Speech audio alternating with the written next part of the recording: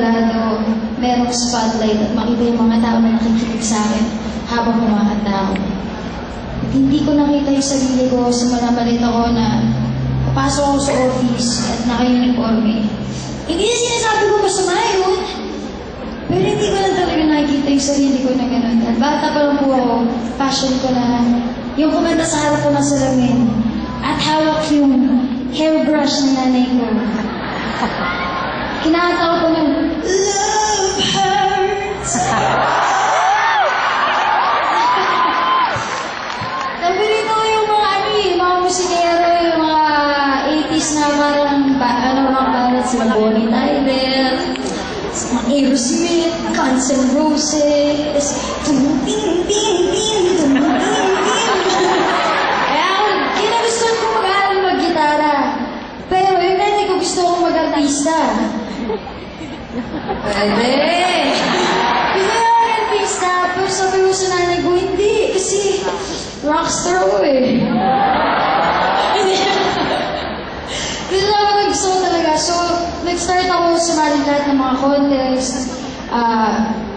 Siguro sumali ako ng Star in a Million, Search for Star in a Million, lahat ng Starstruck, lahat ng may star. Basta, gusto ko maging star eh. Pero lahat na sinigyan ko natalo ako. Hindi ako nakapasok sa lahat kahit sa second round. Ayun naman pala, kasi ayaw ako ni God maging star. Gusto niya ako manalo sa Pinoy Dream Academy. Ayun naman pala yun. Hindi, kahit tayo may nagasigawan. Kasi nag-usap kami ng tatay ko, sabi ko pa, hugbog na ako, lagi na akong talo, wala na akong self-confidence. Ayaw na ako malat sa mga kaklase ko eh. Kasi pagkakamusta nila, kamusta yung contest mo? Ha? Bye!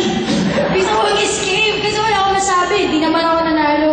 Sabi ko sa papa, parang pagod na ako, ayaw ko na sumali. Sabi ng tatay ko sa akin, laki ng paniniwanan. Sige, kung pagod ka na, kung before mag-18 ka, hindi ka makapasok, sige, papasok ka na, magka-college ka na, mag-email lang yung gagawin mo. Gusto ko maging mass communication na estudyante kasi. Gusto ko maging journalist, gusto ko magsulat. So, sige, pero gusto ko rin kumanta. So, nag-try ulit ako. Yun nga, nanalo ako sa Pinoy Dream Academy. And then, natupad yung pangarap ko. Wow! Cotton candy! Sarap nito! Saya! Sobrang saya ko. Kasi lahat ng gusto na 18 years old lang ako nun eh. Lahat ng gusto ng isang teenager, lahat meron ako. PSP, PS3. Wii. Ano ba yun? Nintendo DS. Lahat ng bagong cellphone. Sabihin mo na yung BlackBerry, iPhone, Nokia, Samsung. Apat-apat, di ko na nga magamit. Gusto niya? Ayaw! Pero, tatao, hindi ako masaya. Minsan nakala mo pag naabot mo yung pangarap mo, maging masaya ka na. Pero parang ano lang, ba't ka lang ganito ako? Dapat masaya ako ah. Ano to? Sa parking ba to? So, yun. Sobrang nalungkot ako. So, may isang kasama ako sa ASAP Rocks na in-invite ako sa isang Bible group. In-invite ako ni Samuel B. Feeling ko may pagtingin siya sa akin ng mga panahon. Hindi niya lang inamin agad. Joke lang. Joke lang. Pero, natuwa ako. Yung first na agadan ko, sabi ko, sakto yung message. Feeling ko ito na yun. Ito yung kulang sa akin, yung gospel. Attend ulit ako small group. Natin ako. Pero bakit ganun? Pag tinitignan ko sila, parang alien pa rin ako. No. Tatawa ako, bakit? Ang weird. Yung isang ka-small group ko, kinikilig kay Jesus. Ha? Kinikilig ka kay Jesus? Ha? Saan? God! Jesus! Kinikilig! So, hindi ko maintindihan. Pero deep in my heart, I know na parang yun yung dapat kong maramdaman. So one day, nasa kwarto ko, kinausap ko si God, sabi ko sa kanya, Ano ba bang maitatago ko, God? Alam niya naman lahat. Kahit hindi ko sabihin. Sabi ko, nag-a-attend ako ng small group tsaka church. Tsaka nagbabasa naman ako ng Bible araw-araw. Pero yung totoo, hindi kita mahal. Yung totoo. Ginagawa ko yung pag-attend ng small group Bible study church para i-satisfy sa sarili ko at sabihin ko na okay ako. Pero yung totoo, hindi. Pero yung binita ko word kay God, Dad, sabi ko, pero alam ko sa puso ko na dapat kitang mahalin. At gusto kitang mahalin.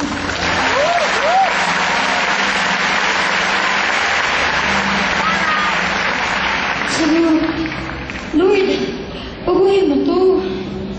Kasi kung ito yung gusto mo, baguhin mo yung puso ko. At alam ko na kaya mong gawin yun. Kasi just kay, baguhin mo yung puso ko. Tapos, may basa ako ng Bible. Nasa John na ako noon.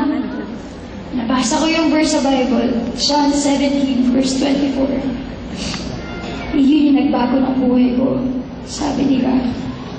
Sa Tagalog, kasi tigamantalban ako eh. Kaya yung tinabasa ng Bible ng Tagalog. Masali niya no! Bibinasa ko yung Bible. Sabi ni Jesus, nagpipray siya man para sa lahat ng mga tao bago siya itango sa krus. Ang dami niya sinabi, Lord, I pray. Para sa mga disciples ko, Lord, I pray. Lord, na hindi sila mag-scatter, pero maging one sila as you and me are one. Pero may isang sentence na nag-strike sa akin, sabi niya, at Lord, pinapanalangin ko yung mga taong naniniwala sa akin sa buong mundo. Gusto ko silang makasama kung saan ako pupunta.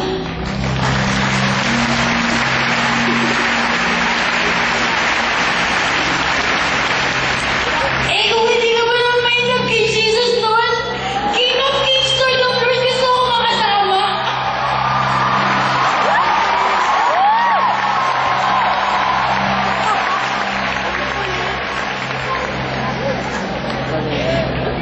Hindi. Gusto ko makasama ni God. Gusto ko makasama ni God. Hindi lang ako. Kaya hindi ko kayang makuntiin kung ano yung pag-ibig na nararamdaman ko. Na kahit sino pa usapin ko, kahit saan ako pumunta.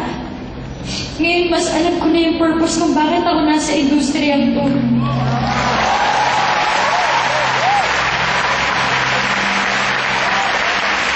Kasi sila yung mga nasa labas. Gusto na sila makasama ng Diyos. So ayun, nagsishare ako minsan nag-lunch kami ng mga youngsters, nagsishare ako ng gospel. Once a month yun, nagsishare ako ng gospel. Nagulat ako one day, nalaman ko sa Twitter, may Bible group na sila.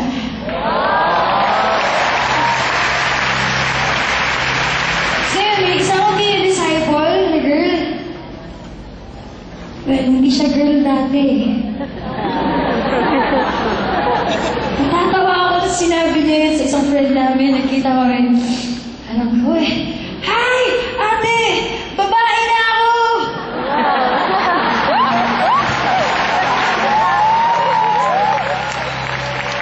Kaya mo tulungan yung mga kaibigan mo malaman nila yung identity nila at kung gaano sila kaganda sa mata ni God. Diba?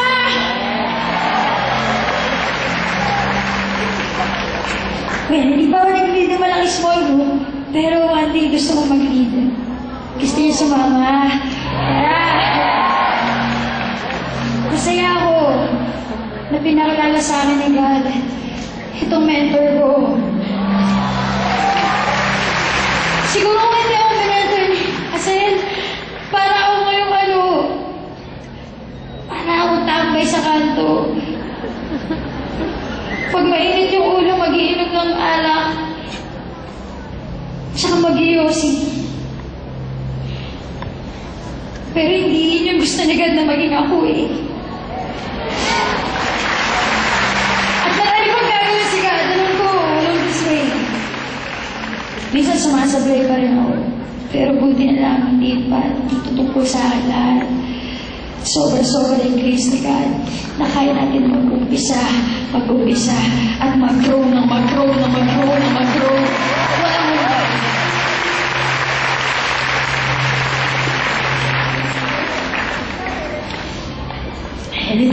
Sige. Meron kasi kaming, may cheer kami. Ready mo kayo? I am Asel Pisa Van Omen. Ako si Ian Constantino, a worshiper, a soul winner.